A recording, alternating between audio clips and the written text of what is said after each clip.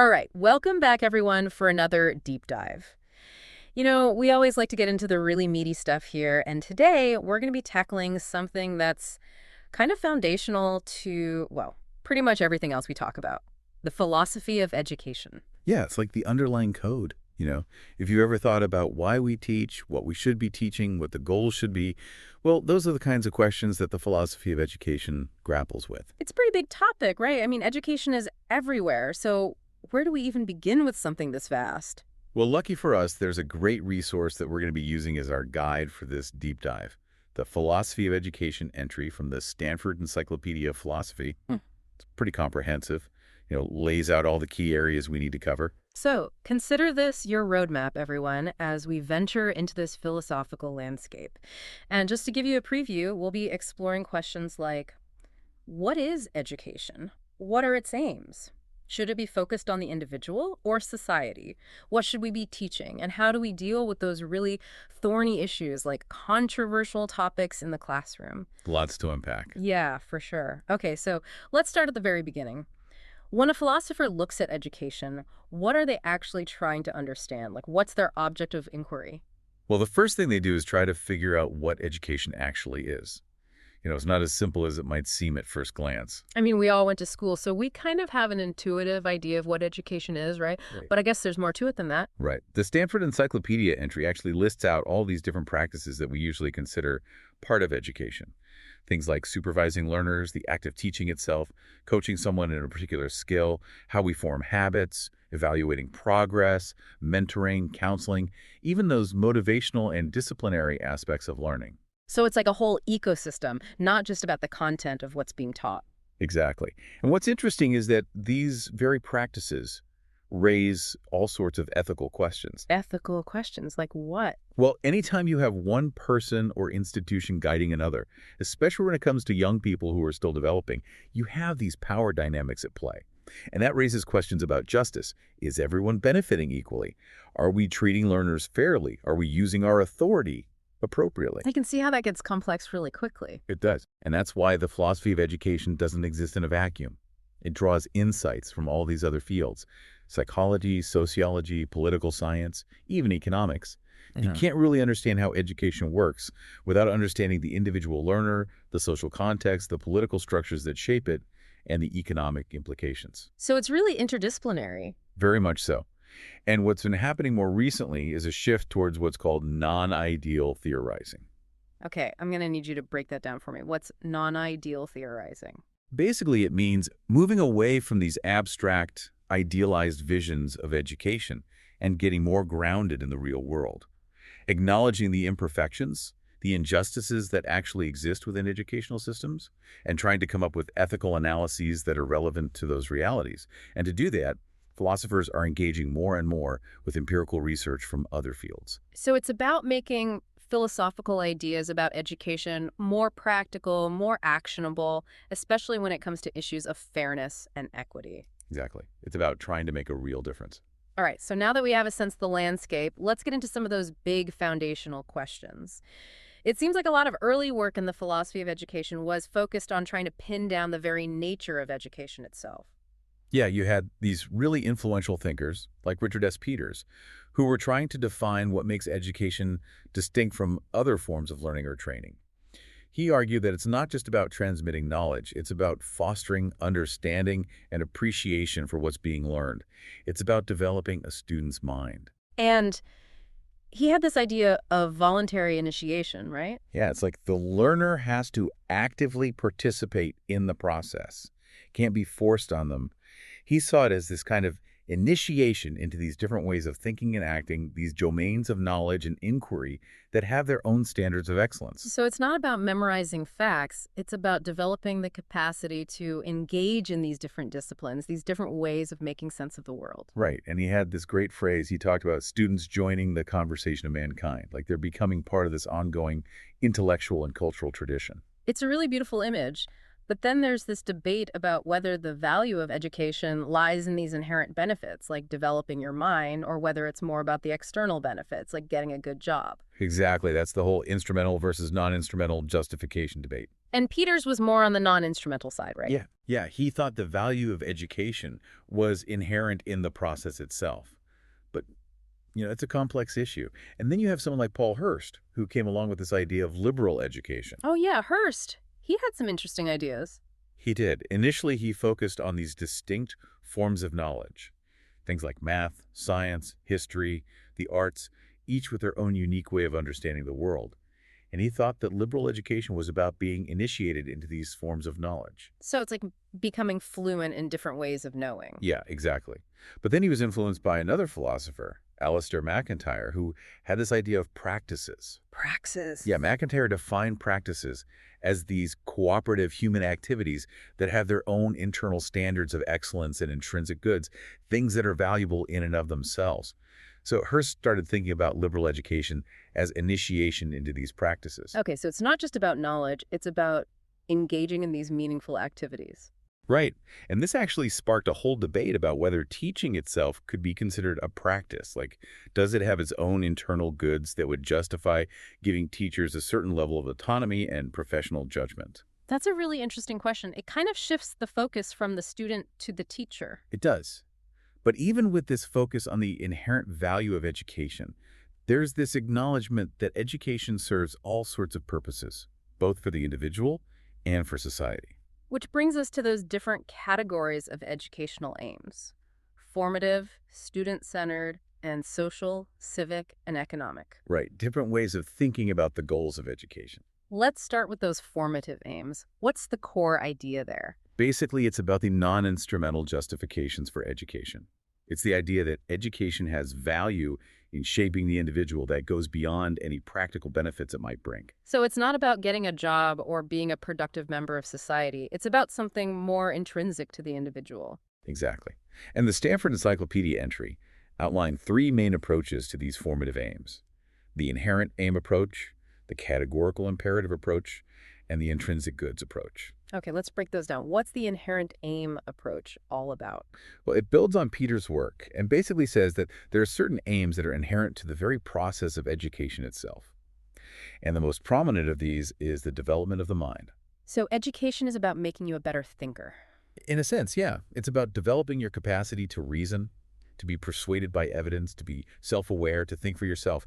Philosophers like Nussbaum talk about developing a mind of your own, the ability to live with dignity and make your own choices. That makes sense. But how much education do you actually need to achieve that? I mean, is there a point where you're done developing your mind? That's a good question, and there's no easy answer. I mean, learning is a lifelong process, right? And what it means to have a developed mind is always evolving as our culture and knowledge base expands. And that brings in these concepts of epistemic responsibility, autonomy, and dependence. Right. We're increasingly reliant on others for knowledge in this information-saturated world. So it's not just about knowing a lot of stuff. It's about being able to evaluate information critically, to know who to trust, to be intellectually humble and open-minded. So it's about becoming a responsible consumer of information, a discerning thinker. Exactly.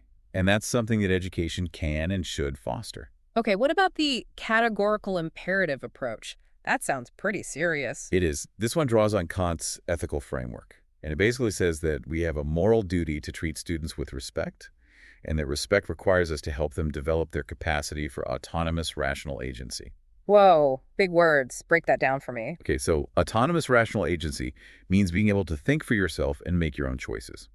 It has both an epistemic side, which is about critical thinking, and a practical side, which is about making good decisions and acting on them effectively. So it's about both thinking well and acting well. Exactly. And a big debate within this approach is about how much education is actually necessary to achieve this. Like, what's the threshold of adequacy? What knowledge and skills do you need to be truly autonomous in the complex world we live in? That's a tough one. It makes me think about all those debates about what the most important aims of education should be. Should it be knowledge, understanding, critical thinking, or maybe something like intellectual virtues? Yeah, all of those are related but also distinct, and there are good arguments to be made for each of them. Okay, let's go on to the third non-instrumental approach, the intrinsic goods approach. This one argues that there are certain things, like moral virtue, knowledge, understanding, or fulfilling your potential, that are good in themselves, regardless of any other benefits they might bring. So they're valuable for their own sake. Right. And if those things are intrinsically good, then education should be about cultivating them. It makes me think of those virtue theories like Aristotle's. Exactly.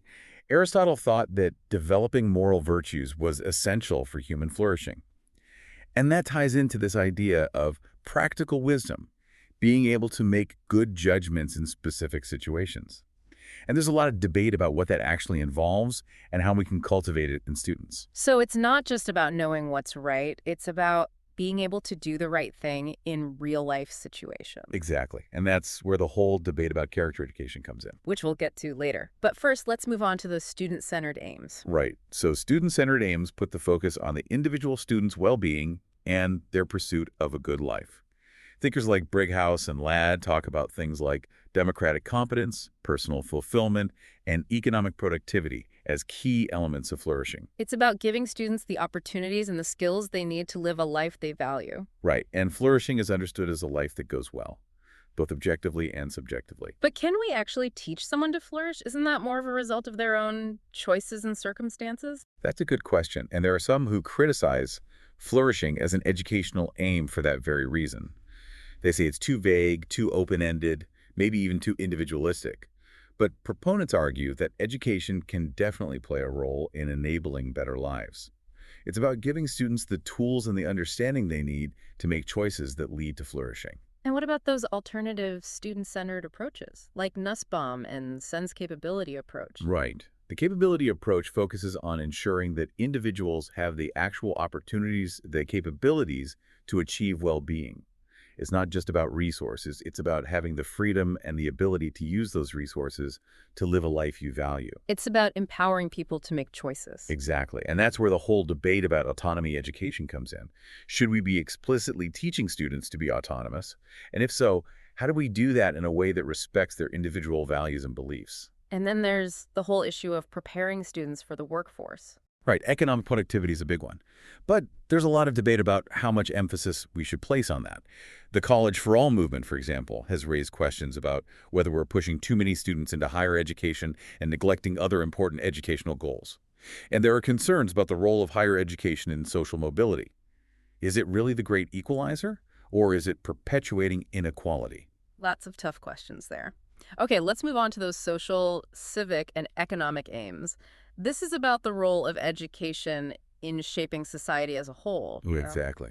Schools have always been seen as having a responsibility to prepare citizens, to foster national unity, to contribute to economic growth. And in recent years, there's been a really big emphasis on those economic aims. Which has sparked some controversy, I'm guessing. Oh, yeah. There are a lot of concerns that prioritizing economic outcomes might be overshadowing other important goals like critical thinking, civic engagement, and personal well-being. Like, are we just turning schools into factories for producing workers? That's the worry. And there's also the question of whether focusing solely on economic indicators is actually effective. I mean, there's this whole debate about STEM education. Is it really the key to economic growth, or is it more complicated than that? And then there's the whole issue of high-stakes testing, which seems to have become a huge part of education in many places. Right. And there's a lot of criticism of that.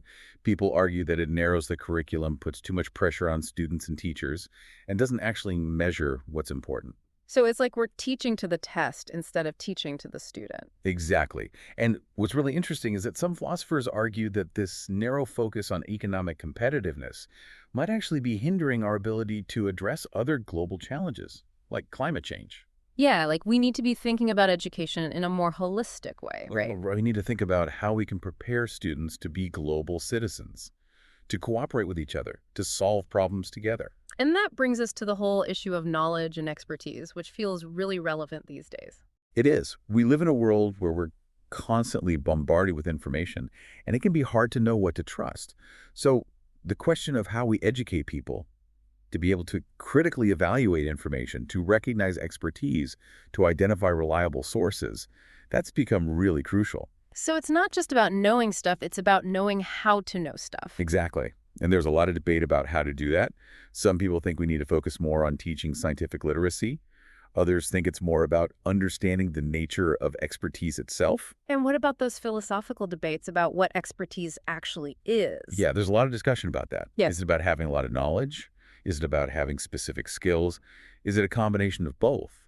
And how do we measure expertise? How do we know who to trust? It's a bit of a minefield out there. It can be. And it's not just about intellectual skills, it's about character, too. Experts need to be trustworthy. They need to be able to communicate effectively. They need to be ethical. So it's a whole package. Right. And then, of course, there's the whole area of civic education.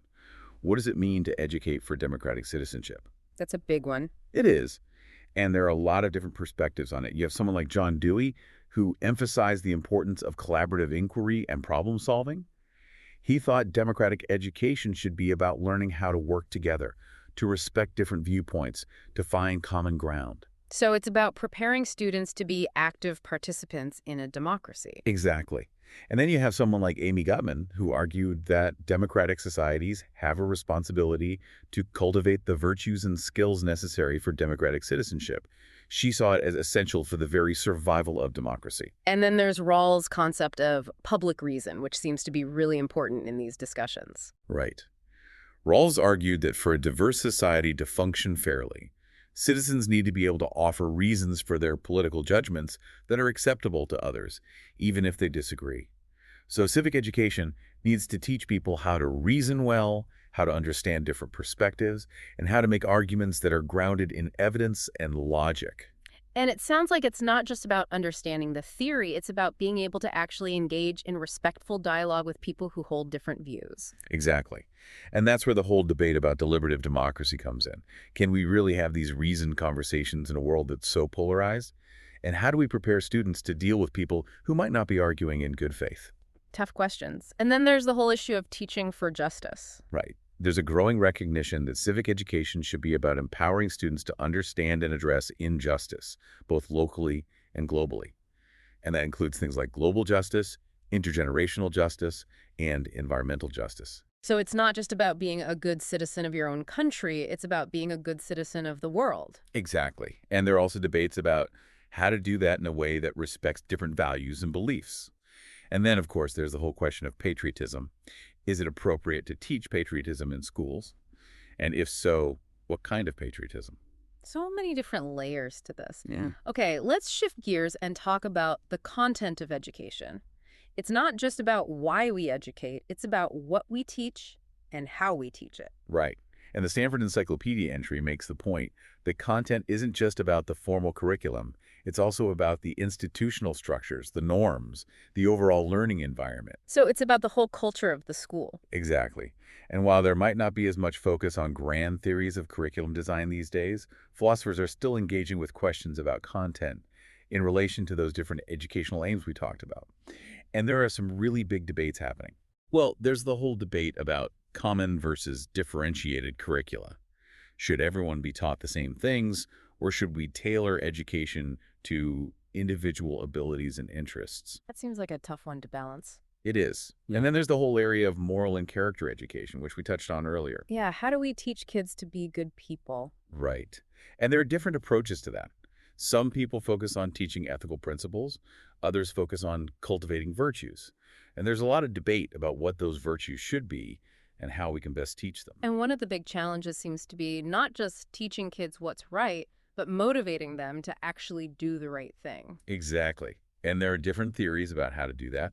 Some people think it's about fostering a sense of community and justice. Others think it's about helping students develop a moral identity. And then there's that whole debate about whether character education is compatible with civic education aimed at promoting justice. Right? Some people worry that focusing too much on individual character might distract from addressing systemic issues. But others argue that we need both. We need people who are both virtuous and who are committed to fighting for justice. Okay, and finally, let's talk about those controversial subjects. Yeah, those are always tricky. What makes a subject controversial in a way that educators need to be careful about how they approach it? That's a good question, and philosophers actually debate about that. Some people think it's about issues that are politically contentious. Others think it's more about whether there's a scientific consensus on the issue. So climate change might be politically controversial, but it's not scientifically controversial. Exactly. And there's also the issue of whether debating certain topics might actually cause harm. Like, some things are just wrong, and we shouldn't be giving equal time to harmful viewpoints. Right, like we don't want to be debating whether or not slavery is okay. Exactly. Yeah. And there are also debates about how to teach about controversial issues. Should we be neutral and present all sides, or should we take a stand for what's right? It seems like there's no easy answer. There isn't. It requires a lot of careful thought and consideration.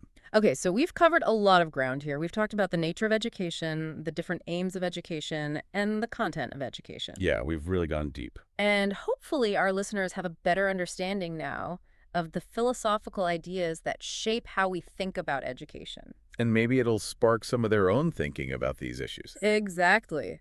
So here's a final thought for you, our listeners. Given everything we've discussed, what do you think is the most important thing for creating a truly effective and just educational system? What are the values and the goals that should guide us? Think about it, talk about it, and let's keep this conversation going. That's what it's all about. Thanks for joining us. See you next time.